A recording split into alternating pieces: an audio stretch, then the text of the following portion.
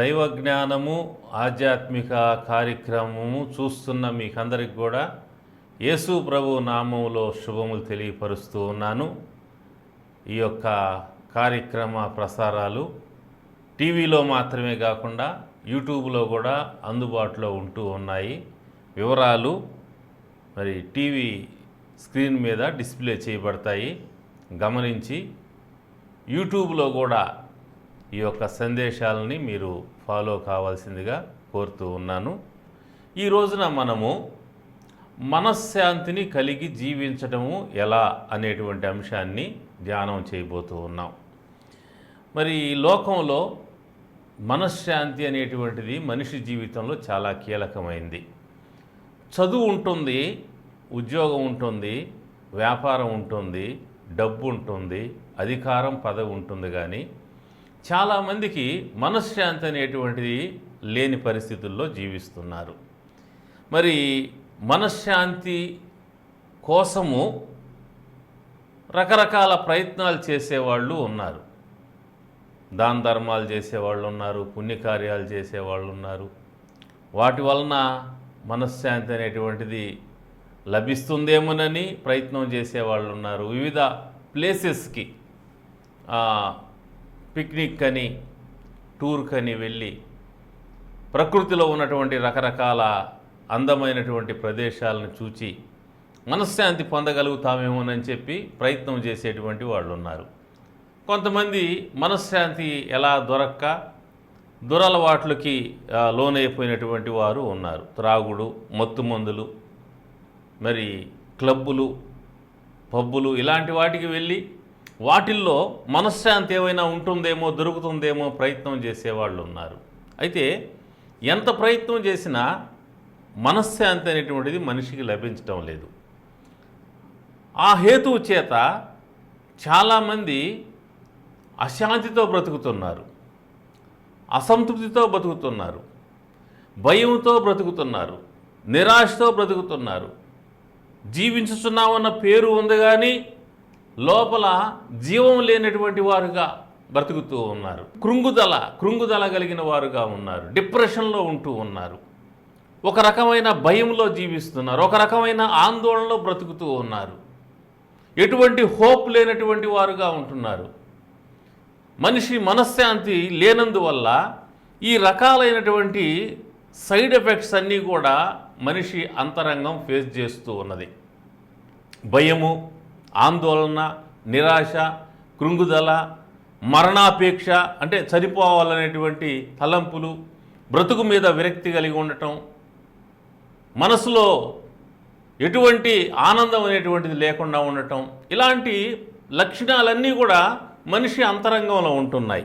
మనిషి పైకి బాగుంటున్నాడు, మంచి చదువులు ఉంటున్నాయి, మంచి ఉద్యోగాలు ఉంటున్నాయి, మంచి వ్యాపారాలు ఉంటున్నాయి, బాగా డబ్బులు ఉంటున్నాయి, సొసైటీలో అనేక మంది మధ్య మంచి పొలుకుబడి ఉంటుంది. కానీ అంతరంగంలోకి వచ్చేసరికి నెమ్మది లేని పరిస్థితులు. అందువల్లనే కొంతమంది ప్రముఖులు సైతము మనశ్శాంతి లేక సినీ తారలు కానీ, లేదా సెలబ్రిటీలు కానీ, అధికారులు కానీ, మంత్రి పదవులు నిర్వహించిన వారు కూడా ఆత్మహత్య చేసుకొని చనిపోయిన సందర్భాలు ఉన్నాయి. ప్రముఖ హాలీవుడ్ నటులు, తర్వాత బాలీవుడ్ నటులు, ఇలాంటి వారు కూడా ఆత్మహత్య చేసుకున్న సంఘటనలు ఉన్నాయి. ప్రముఖులు కొంతమంది మనశ్శాంతి లేక అన్నీ ఉన్నప్పటికి కూడా వాళ్ళకేం తక్కువ లేదు. డబ్బు తక్కువ లేదు, చదువు తక్కువ లేదు, బంధువర్గం తక్కువ లేదు, సమాజంలో పలుకుబడి అనేది, గౌరవం అనేది తక్కువ లేదు. అన్నీ ఉన్నా కూడా అంతరంగంలో నెమ్మది లేనందువల్ల, మనశ్శాంతి లేనందువల్ల జీవితం మీద విరక్తితో చనిపోయినటువంటి వారు, ఆత్మహత్య చేసుకొని చనిపోయిన వారు, మధ్యలోనే జీవితాన్ని ముగించిన వారు ఉన్నారు. చిన్నపిల్లలు మొదలుకొని వృద్ధుల వరకు మనిషి వివిధ దశల్లో అశాంతికి గురై తట్టుకోలేక చనిపోతున్న పరిస్థితులు సమాజంలో మనం చూస్తూ ఉన్నాం. ఇలాంటి పరిస్థితుల మధ్యలో మనిషి మనశ్శాంతిని కలిగి ఉండటం ఎలాగా, మనశ్శాంతిని పొందటం ఎలాగా, మనశ్శాంతితో బ్రతకటం ఎలాగా అనేటువంటి విషయాన్ని గురించి బైబిల్ ఏం చెబుతుంది? బైబిల్లో మనశ్శాంతితో జీవించటం గురించి ఏమి రాయబడింది, మనిషి ఎలా మనశ్శాంతిగా బ్రతకగలడని బైబిలు ప్రపంచానికి బోధిస్తుందనేటువంటిది మనం కానీ గమనిస్తే, ఒకసారి లూకాసు వార్తలో నుంచి 2వ అధ్యాయము 8వ వచనం నుంచి 14వ వచనం వరకు ఉన్న భాగాన్ని చదువుతాను, గమనించండి. ఆ దేశంలో కొందరు గొర్రెల కాపర్లు పొలములో ఉండి రాత్రివేళ తమ మందను కాచుకొనుచుండగా ప్రభువు దూత వారి వద్దకు వచ్చి నిలిచెను. ప్రభువు మహిమ వారి చుట్టూ ప్రకాశించినందున వారు మిక్కిలి భయపడిరి. అయితే ఆ దూత, భయపడకుడి, ఇదిగో ప్రజలందరికీ కలగబో మహా సంతోషకరమైన సువర్తమానం నేను మీకు తెలియజేయుచున్నాను. దావీదు పట్టణమందు నేడు రక్షకుడు మీ కొరకు పుట్టి ఉన్నాడు. ఈయన ప్రభు అయిన క్రీస్తు. దానికి ఇదే మీకు ఆనవాలు. ఒక శిశువు పొత్తిగుడ్డలతో చుట్టబడి ఒక తొట్టిలో పండుకొని ఉంటా మీరు చూచిదరని వారితో చెప్పాను. వెంటనే పరలోక సైన్య సమూహం ఆ దూతతో కూడా ఉండి సర్వోన్నతమైన స్థలముల్లో దేవునికి మహిమయు ఆయనకు ఇష్టులైన మనుషులకు భూమి మీద సమాధానము కలుగునుగాక అని దేవుని స్తోత్రము చేయుచూ ఉండెను. ఈ యొక్క ప్యాసేజీ, ఈ భాగము లూకా రాశాడు. లూకా యేసు ప్రభు కాలంలో జీవించినటువంటి ఒక వైద్యుడు. ఆయన యేసు ప్రభు చనిపోయి తిరిగి లేచి పరలోకానికి వెళ్ళిన తర్వాత యేసు ప్రభువును గురించినటువంటి వివరాలను యేసు ప్రభు తల్లి అయిన మరియమ్మ దగ్గర, అలాగే యేసు ప్రభు శిష్యులైన పేతురు, యోహాను మొదలైనటువంటి ఆయన సన్నిహిత శిష్యుల ద్వారా మొత్తం సేకరించి అవన్నీ కూడా ఖచ్చితంగా జరిగినవని నిర్ధారణ చేసుకొని ఏ రాజుల కాలంలో జరిగాయి, ఎవరి కాలంలో అవి నెరవేరాయి అనేటువంటి విషయాలన్నీ కూడా ఖచ్చితంగా ఆయన తెలుసుకొని వాటన్నిటినీ కూడా తన గ్రంథంలో రాశాడు. ఆయన 2 పుస్తకాలు రాశాడు బైబిల్లో. ఒకటి లూకాసు వార్త, రెండవది అపోస్తల కార్యములు. లూకాసు వార్తలో యేసు ప్రభు యొక్క జీవితం అంతా కూడా ప్రారంభం నుంచి చనిపోయి తిరిగి లేచి పరలోకం వెళ్ళేంత వరకు కూడా ఆయన రికార్డ్ చేశాడు. అపోస్తల కార్యాల్లో పరలోకానికి వెళ్ళిన తర్వాత యేసు ప్రభు శిష్యులు బయలుదేరి వివిధ ప్రదేశాలకు వెళ్ళి ఎలాంటి కార్యాలు యేసు ప్రభు పేరిట జరిగించారో, ఎలా సంఘాలు అనేటువంటి భూమి మీద ఏర్పడి విస్తరించాయో వివరాలు ఆయన రాశాడు. కాబట్టి ఇది చారిత్రాత్మకమైనటువంటి ఎవిడెన్స్. మనకి బైబిల్ కంటే కూడా చరిత్ర గ్రంథం ఇంకేమిది లేదు. యేసు ప్రభువుని గురించి, ఆయన ఉనికిని గురించి, ఆయన గురించిన వాస్తవాల గురించి మనకు తెలియజేసేటువంటి ఏకైక గ్రంథం బైబిల్ గ్రంథం. ఎందుకంటే ఆయన్ని చూచిన వారు, ఆయన సమకాలీనులైన వారు దీన్ని రాశారు కాబట్టి ఇది పరిపూర్ణంగా నమ్మదగినటువంటి గ్రంథమై ఉన్నది. అందుకే ప్రపంచంలో అత్యధికమైనటువంటి ప్రజలు బైబిల్ నమ్ముతున్నారు, యేసు ప్రభువుని నమ్ముతున్నారు. అత్యధికమైనటువంటి ప్రజలు యేసుక్రీస్తునందు విశ్వాసం ఉంచుతున్నారు. ఎందుకనగా ఇది వాస్తవాలతో కూడిద్ది. ఈయన లూకా మరియమ్మ తల్లిని మరి మిగతా శిష్యుల్ని విచారించి ఈ యొక్క గ్రంథాన్ని రాసినప్పుడు యేసు ప్రభు జనన వృత్తాంతం ఏ విధంగా జరిగిందనేటువంటిది రాస్తూ, యేసు ప్రభువు ఆయన ఈ లోకంలో జన్మించినప్పుడు దేవుని దూతలు వచ్చి గొర్రెల కాపర్లకి ఆయన యొక్క జన్మను గురించినటువంటి వివరాలు తెలియజేయడం అనేటువంటిది ఈ ప్యాసేజీలో లేదా ఈ వాక్య భాగంలో మనం చూస్తాం. లూకాసు వార్త 2వ అధ్యాయం 8 నుంచి 14 వచనాల్లో ఇక్కడ చాలా శ్రేష్టమైనటువంటి విషయం ఉంది. క్రిస్మస్ సందర్భంగా అనగా యేసు ప్రభు పుట్టుక సందర్భంగా దేవదూతలు ఒక పాట పాడారు. అది క్రిస్మస్ సాంగ్. అందులో ఏముంది అనగా లూకాసు వార్త 2వ అధ్యాయము 13-14 వచనాల్లో అది ఉంది. వెంటనే పరలోక సైన్య సమూహము ఆ దూతతో కూడా ఉండి సర్వోన్నతమైన స్థలముల్లో దేవునికి మహిమయు ఆయనకిష్టులైన మనుషులకు భూమి మీద సమాధానము కలుగునుగాక అని దేవుని స్తోత్రము చేయుచూ ఉండెను. దేవుణ్ణి స్తుతిస్తూ ఒక పాట పాడారు దేవదూతలందరూ కలిసి. క్రీస్తు జనన సమయంలో, క్రీస్తు జన్మించిన ఆ రాత్రి వేళ గొర్రెల కాపర్లకు ప్రత్యక్షమై గొర్రెల కాపర్ల ఎదుట ఈ యొక్క క్రీస్తు జననాన్ని గురించినటువంటి వివరాలు వారికి తెలియపరిచి దేవుణ్ణి స్తుతిస్తూ ఒక కీర్తన పాడారు. ఆ కీర్తనలో ఏముందంటే, సర్వోన్నతమైన స్థలముల్లో దేవునికి మహిమ. భూమి మీద ఆయనకిష్టులైన మనుషులకు సమాధానం కలుగునుగాక అన్నారు. భూమి మీద ఆయనకి ఇష్టులైన మనుషులకు సమాధానం కలుగునుగాక. సమాధానం అంటే శాంతి. భూమి మీద మనుషులకు శాంతి కలుగునుగాక. భూమి మీద మనుషులకు ఏ మనుషులకు శాంతి కలుగుతుంది? ఎవరికి ఇంతకుముందు నేను చెప్పినటువంటి నెమ్మది కలుగుతుంది?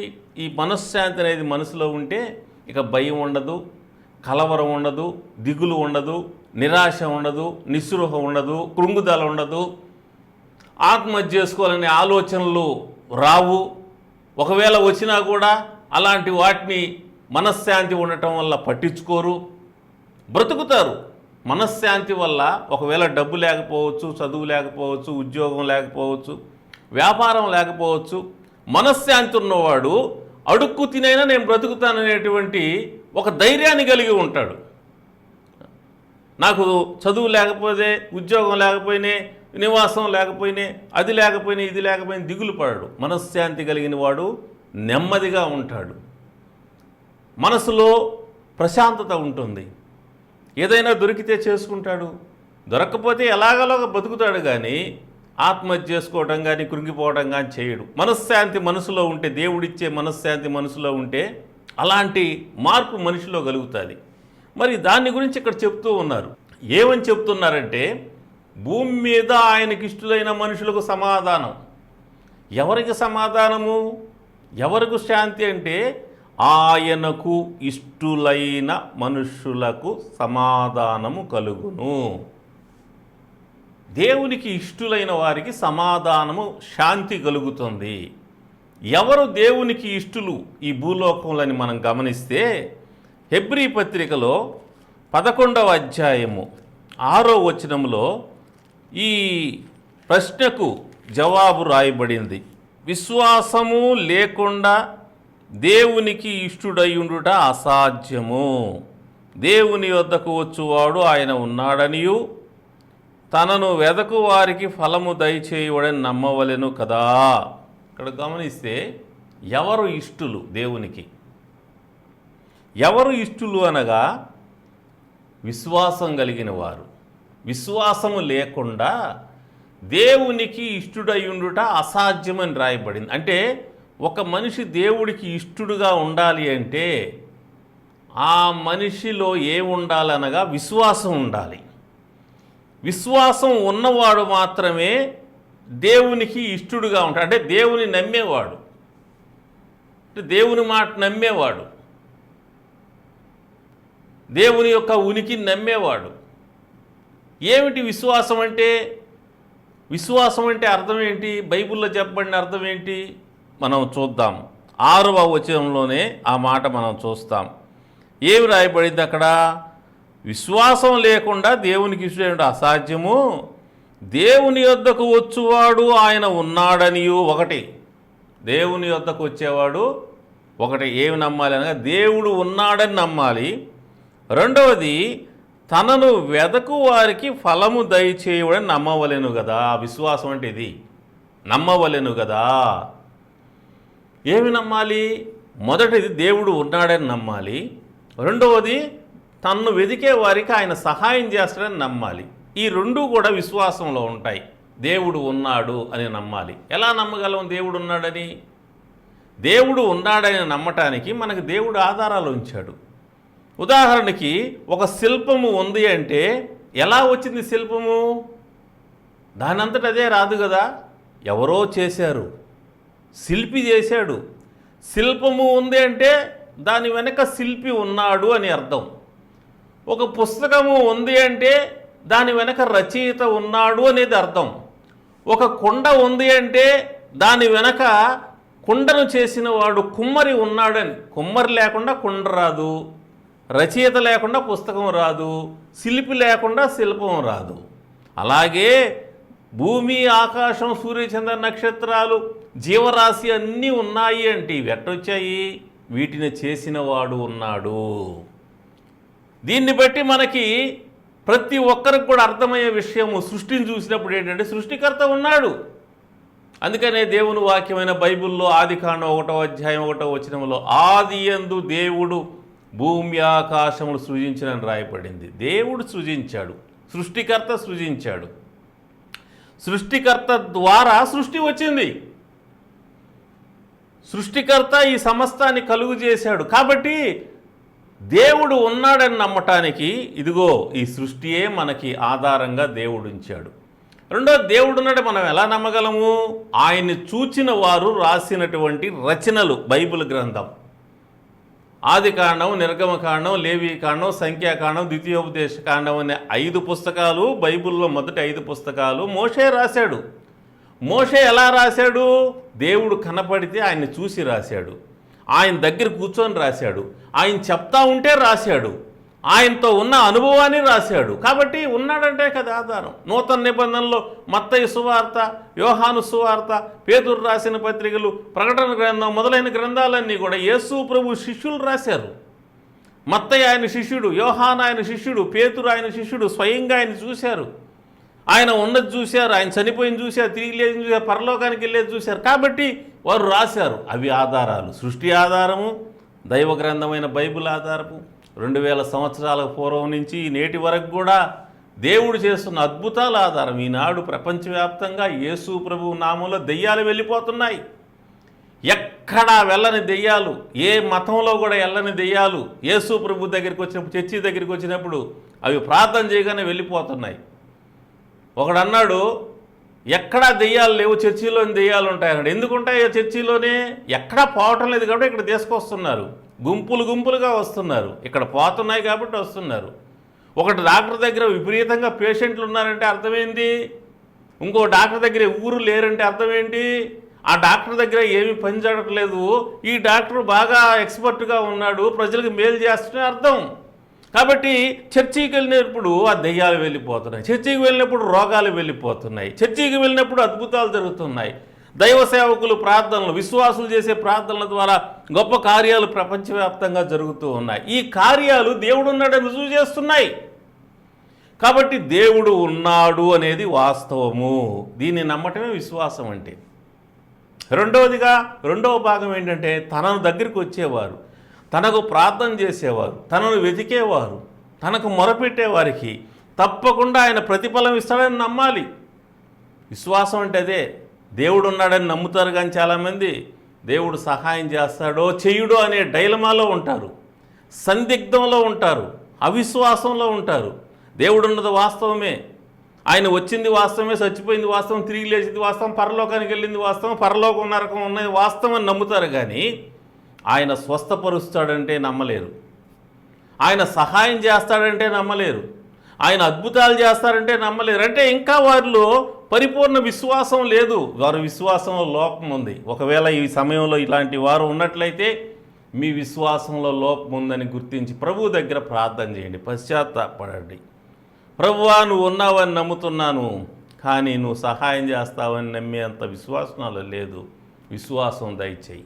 ఇర్మియా గ్రంథంలో అంటాడు, మీ అవిశ్వాసం నేను బాగు చేసేదని అంటాడు. మీలో అవిశ్వాసం ఉంటే ప్రభువుకు చెప్పండి, ఆయన మీకు విశ్వాసంను ప్రసాదిస్తాడు. విశ్వాసానికి కర్త, దాన్ని కొనసాగించేవాడు ఆయన.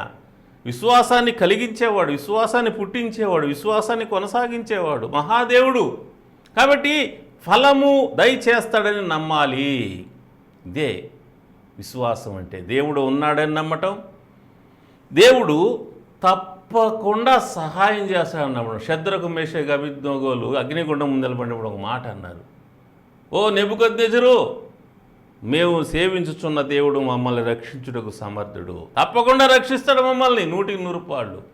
ఒకవేళ ఆయన చిత్తమై రక్షింపకపోతే మేము ఈలాగా ఈ అగ్నిగుండంలో పట్టడానికైనా ఇష్టపడతాం, కానీ నీ యొక్క బొమ్మలకు మాత్రం మేము నమస్కారం చేయడం. గట్టిగా నిలబడ్డారు.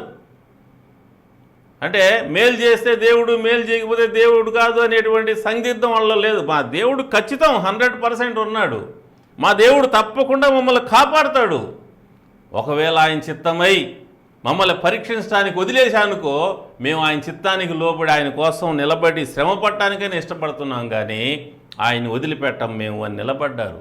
దేవుడు వాళ్ళ పక్షాన్ని నిలబడ్డాడు, అద్భుతం చేశాడు. నెబుకద్నెజరే వాళ్ళకి సెల్యూట్ చేశాడు, బయటికి తీసుకొని వచ్చి. సో ఆ విధంగా దేవుని యందు విశ్వాసం అనేటువంటిది, ఆయన ఉన్నాడని నమ్మటం ద్వారా ఆయన తప్పకుండా కాపాడతాడు, తప్పకుండా స్వస్థపరుస్తాడు, తప్పకుండా అద్భుతం చేస్తాడు, తప్పకుండా సహాయం చేస్తాడని నమ్మటం ద్వారా విశ్వాసం అనేటువంటిది వ్యక్తమవుతుంది. అదే విశ్వాసం అంటే. నువ్వు ఈ 2 లక్షణాలు కలిగి ఉంటే నీవు దేవునికి ఇష్టడుగా ఉన్నట్టు, దేవునికి ఇష్టరాలుగా ఉన్నట్లు. అప్పుడు నీకు దేవుడు సమాధానం దయచేస్తాడు. ఎక్కడా డబ్బు పెట్టి కొనలేని శాంతి, దేవుడిచ్చే శాంతి ఎలాంటిదంటే శాశ్వతమైంది. దేవుడిచ్చే శాంతి ఎలాంటిదంటే పరిపూర్ణమైంది. పరిపూర్ణమైన సమాధానమును దేవుడు నీ అంతరంగములో ఉంచాలి అంటే నీవు దేవుని యందు నమ్మిక ఉంచాలి. యేసుక్రీస్తు నిజమైన దేవుడు, ఆయన చనిపోయి తిరిగి లేచాడు, ఆయన సజీవంగా ఉన్నాడని నమ్మాలి. ఆయన నీ పాపాలు క్షమిస్తాడని నమ్మాలి. ఆయన నీకు పరలోకంలో చోటిస్తాడని నమ్మాలి. నీవు ఈ లోకం వదిలిన తర్వాత దేవునితో యుగ యుగాలు ఆయన మహిమలో ఉంటావని నీవు నమ్మినప్పుడు నీ పాపాలు క్షమించబడతాయి, నువ్వు పరిశుద్ధపరచబడతావు, నీవు రక్షణ పొందుతావు, దైవలోకంలో స్థానం పొందుతావు. రెండవదిగా భూలోకంలో నీకు ఎలాంటి రోగం ఉన్నా, ఎలాంటి సమస్య ఉన్నా, ఎలాంటి సహాయం అవసరమైనా దేవుడు తప్పకుండా నీకు సహాయం చేస్తాడు, స్వస్థపరుస్తాడు. ఎంతోమంది స్వస్థపరుస్తున్నాడు, ఎంతోమందికి గర్భఫలాన్ని ఇస్తున్నాడు, ఎంతోమంది వివాహాల విషయం సహాయం చేస్తున్నాడు, ఉద్యోగాల విషయంలో సహాయం చేస్తున్నాడు, ప్రమోషన్స్ విషయంలో సహాయం చేస్తున్నాడు, అనేక అపాయాల నుంచి అనేక మందిని కాపాడుతూ ఉన్నాడు. కాబట్టి నిన్ను కూడా కాపాడుతాడు, నిన్ను కూడా బ్రతికిస్తాడు, నిన్ను కూడా బాగు చేస్తాడు, నీ కుటుంబాన్ని బాగు చేస్తాడు, నీ బిడ్డల్ని బాగు చేస్తాడు, నీ కలిగిన సమస్తాన్ని తప్పకుండా ఆయన ఆశీర్వదిస్తాడు. ఇది నువ్వు నమ్ముతున్నావా? నమ్ముతుంటే నీకు సమాధానము. నీకు సమాధానం కావాలంటే డబ్బుల వల్ల రాదు, చదువు వల్ల రాదు, ఉద్యోగం వల్ల రాదు, వ్యాపారం వల్ల రాదు, అధికారం వల్ల రాదు, పదవి వల్ల రాదు. ఇవన్నీ ఉన్నోళ్ళు చచ్చిపోయారు. సమాధానం లేక, శాంతి లేక ఆత్మహత్య చేసుకుని చచ్చిపోయినారు. వాళ్ళ పేర్లు చెప్పడం బాగుండదు కాబట్టి నేను చెప్పటం లేదు. కాబట్టి ఇవన్నీ ఉన్నా కూడా వాళ్ళకి సొసైటీలో ఈ దినాల్లో రీసెంట్గానే చనిపోయినటువంటి ప్రముఖులు ఉంటూ ఉన్నారు ఆత్మహత్య చేసుకొని. కాబట్టి గమనించండి, వీటేటి వల్ల మనశ్శాంతి రాదు, మనసుకు ధైర్యం రాదు, మనసుకు నెమ్మది రాదు. అది ఎలా వస్తుందంటే కేవలము దేవుని యందు నమ్మిక ఉంచడం ద్వారా. విశ్వాసం ఉంచిన వాడు దేవునికి ఇష్టడు, వానికి సమాధానం దేవుడు అనుగ్రహిస్తాడు. విశ్వాసం అంటే ఆయన నమ్మటం, ఆయన ఉన్నాడని, ఆయన వచ్చాడని, ఆయన చనిపోయాడని, ఆయన తిరిగి లేచాడని, ఆయన పరలోకానికి వెళ్ళాడని వాస్తవాలు నమ్మటం, ఆయన క్షమిస్తాడని నమ్మటం, ఆయన రక్షిస్తాడని నమ్మటం, ఆయన పరలోకంలో చేర్చుకుంటాడని నమ్మటం. ఇది విశ్వాసం అంటే. రెండవదిగా భూలోకంలో బ్రతుకుతున్నటువంటి నిన్ను ఆయన తప్పకుండా కాపాడు, నిన్ను, నీ కుటుంబాన్ని, కలిగిన సమస్తాన్ని కంచి వేసి కాపాడి ఆశీర్వదిస్తాడని నమ్మటం విశ్వాసము. ఇంకొక మాట నేను జ్ఞాపకం చేస్తాను. విశ్వాసం అనే దానికి అర్థము యెషయా గ్రంథము 26వ అధ్యాయము 3వ వచనాన్ని నేను చదివి వినిపిస్తాను, గమనించండి. యెషయా గ్రంథము 26వ అధ్యాయము 3వ వచనం. ఎవని మనస్సు నీ మీద ఆనుకునునో వాణ్ణి నీవు పూర్ణ శాంతి గలవానిగా కాపాడదు, ఏలయనగా అతడు నీ యందు విశ్వాసం ఉంచి ఉన్నాడు. చూడండి, ఎవరికి పూర్ణ శాంతి, ఇక్కడ మాట రాయబడింది, ఎవని మనస్సు నీ మీద ఆనుకునునో వానిని పూర్ణ శాంతి గలవానిగా నీవు కాపాడుతావు. ఏలయనగా అతడు నీ యందు విశ్వాసం ఉంచి ఉన్నాడు. విశ్వాసం ఉంచటం అంటే ఏంటంటే దేవుని మీద మనసు పెట్టటము. ఎవని మనస్సు నీ మీద ఆనుకుంటుందో, ఈరోజు నీ మనసు ఎవరి మీద ఉంది? నీ చదువు మీద ఉందా, ఉద్యోగం మీద ఉందా, వ్యాపారం మీద ఉందా, సంపాదన మీద ఉందా, స్థలం మీద ఉందా, పొలం మీద ఉందా, నీ వెండి బంగారాల మీద ఉందా, నీ వస్తువాహనాల మీద ఉందా, నీ భార్య మీద ఉందా, నీ భర్త మీద ఉందా, నీ పిల్లల మీద ఉందా, నీ కుటుంబం మీద ఉందా, లేకుంటే అధికారం పదవుల మీద ఉందా? ఎక్కడుంది నీ మనసు? లేక దేవుని మీద ఉన్నదా? నీకు మనశ్శాంతి కావాలి అంటే, ఈ ప్రపంచంలో ఎవ్వరూ ఇవ్వలేని మనశ్శాంతి కావాలి అంటే, పూర్ణమైన మనశ్శాంతి కావాలి అంటే, శాశ్వతమైన మనశ్శాంతి కావాలి అంటే, ఎంత వెలబెట్టినా కూడా కొనలేనటువంటి మనశ్శాంతి కావాలంటే అది దేవుడు నీకు ఇస్తాడు. ఎలా ఇస్తాడు? ఆయన మీద మనసు పెట్టడం ద్వారా, ఆయనతో కనెక్ట్ అవ్వటం ద్వారా, ఆయనతో నువ్వు కనెక్ట్ అయి ఉంటే, నీ మనసు ఆయనతో కనెక్ట్ అయి ఉంటే ఆయనలో ఉన్న శాంతి నీలోకి దిగి వస్తుంది, నీ హృదయాన్ని నింపుతుంది. అప్పుడు నీకు ఏమున్నా ఏమి లేకున్నా నువ్వు నెమ్మదిగా ఉండగలుగుతావు. దావీదు మహారాజు ఒక చక్కని మాట ఆయన చెప్పాడు. దేవుని యందు విశ్వాసం ఉంచినటువంటి భక్తుడు ఆయన రాసిన కీర్తనల్లో 4వ కీర్తనలో ఈ మాట అంటాడు. ఆయన 4వ కీర్తన 7, 8 చరణాలు నేను చదువుతాను, గమనించండి. వారి ధాన్య ద్రాక్ష రసములు విస్తరించిన నాటి సంతోషము కంటే అధికమైన సంతోషము నీవు నా హృదయంలో పుట్టించిదివి. యెహోవా, నెమ్మదితో పండుకొని నిద్రపోవుదును, నేను ఒంటరిగా ఉండినను నీవే నన్ను సురక్షితంగా నివసింపచేయుదు. ఎంత గొప్ప మాట! దావీదు తన జీవితంలో దేవుడు చేసిన కార్యాన్ని గురించి ఇక్కడ రాస్తూ ఉన్నాడు. ఏమన్నాడంటే, నా చుట్టుపక్కల ఉన్నటువంటి వారి ధాన్యము ద్రాక్షరసం విస్తరించినప్పుడు వారికి ఎంతో సంతోషం కలిగింది. అయితే ప్రభువా, వారి సంతోషం కంటే కూడా అధికమైన సంతోషం నీవు నా హృదయంలో పుట్టించావు అంటాడు ఇక్కడ. సంతోషాన్ని పుట్టించే దేవుడు ఆయన, సంతోషాన్ని కలిగించే దేవుడు ఆయన, సంతోషంతో నింపే దేవుడు ఆయన. నిజంగా దేవునితో నువ్వు కనెక్ట్ అయి బ్రతుకుతూ ఉంటే, అనుదినము దివారాత్రములు నీ మనసు జీవము కలిగిన సజీవుడైన దేవునితో కనెక్ట్ అయి ఉంటే నీ మనసులో సంతోషాన్ని ఆయన ప్రవహింపచేస్తాడు. నది వలె ఆనందం నీలోకి వస్తుంది. చాలామంది దేవుని నమ్ముతారు కానీ దేవుని మీద మనసు పెట్టరు. వాళ్ళ మనసు అంతా లోకం మీద ఉంటుంది. వారి కష్టాల మీద, వారి శ్రమల మీద, వారి రోగాల మీద, వారి అప్పుల మీద, వారి సమస్యల మీద, వీటి మీద మనసు ఉంటుంది. అందుకే నెమ్మది ఉండటం అలా చాలామందికి. దేవుని నమ్మినప్పటికి కూడా నెమ్మది ఉండటం లేదు. ఎందుకు నెమ్మది ఉండటం లేదు? మనసు దేవుని మీద లేదు. ఈ వాక్యం వింటున్న నీవు నీ మనసు ఎక్కడుందో ఒకసారి ఆలోచించాయి. దేవదూతలు క్రిస్మస్ సమయంలో పాడినటువంటి ఆ పాట, అద్భుతమైన పాటలో భూమి మీద ఆయనకి ఇష్టలైన వారికి శాంతి కలుగును అనే మాట. ఎవరు ఆయనకి ఇష్టలంటే ఆయన యందు విశ్వాసం ఉంచిన వారు. ఆయన యందు విశ్వాసం ఉంచడం అంటే ఆయన ఉన్నాడని నమ్మటం, ఆయన తప్పక సహాయం చేస్తాడని నమ్మటం. మూడవది, ఆయన మీద మనసు పెట్టడం, ఆయన గొప్పతనాన్ని గురించి ఆలోచించటం, ఆయన అద్భుతాల గురించి ఆలోచించటం, ఆయన శిలువ ప్రేమ గురించి ఆలోచించటం, ఆయన చనిపోయి తిరిగి లేవటం గురించి ఆలోచించటం, ఆయన పరలోకాన్ని గురించి ఆలోచించటం. ఈ విధంగా దేవుని మీద మనసు పెట్టుకున్నప్పుడు నీ జీవితంలో సంతోషం, నీ జీవితంలో సమాధానం. అందుకే అంటాడు, యెహోవా, నెమ్మదితో పండుకొని నిద్రపోవదును, నేను ఒంటరిగా ఉండేను, నీవు నన్ను సురక్షితంగా నివసింపజేస్తావు. నెమ్మదితో పండుకొని నిద్రపోయే అనుభవం, ఒంటరిగా ఉన్న సురక్షితంగా నివసింపజేసే అనుభవాన్ని దేవుడు ప్రసాదిస్తాడు. కాబట్టి దేవుని యందు నమ్మిక ఉంచిన వారికి నెమ్మది ఉంటుంది, సంతోషం ఉంటుంది. నమ్మిక అంటే ఆయన ఉన్నాడని నమ్మటం, నమ్మిక అంటే ఆయన సహాయం చేస్తాడని నమ్మటం, నమ్మిక అంటే ఆయన మీద మనసు పెట్టుకొని బ్రతకటం.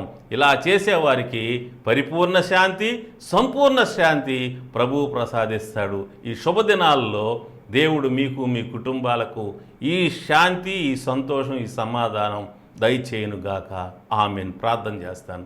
ప్రేమ కలిగిన తండ్రి, ఈ వాక్యం విన్న బిడ్డలందరినీ పేరు పేరున దీవించి, దేవా, మరి మీ యొక్క జననం సమయంలో ఈ లోకంలోకి, పరలోకం నుంచి భూలోకంలో మీరు వచ్చిన సమయంలో దేవదూతలు ఆలపించిన క్రిస్మస్ గీతంలో చక్కగా మనుషులకు సమాధానం, మిమ్మల్ని నమ్మే మనుషులకు భూమి మీద వారు బ్రతికినంత కాలం శాశ్వతమైన సంపూర్ణమైన సమాధానం కలుగుతుందని చెప్పినటువంటి ఆ మాటలు జ్ఞాపకం చేసుకుంటూ, ప్రభువా, మరి వారందరికి కూడా వాక్యం అందరికి కూడా సమాధానం దయచేయమని, శాంతి దయచేయమని, దీవించమని యేసునామంలో ప్రార్థిస్తున్నాను తండ్రి. ఆమెన్. తండ్రి, కుమార, పరిశుద్ధాత్మ త్రియేక దేవుని దీవెనలు వాక్యం విన్న వారి కుటుంబాలు సదాకాలం తోడేయునుగాక. ఆమెన్.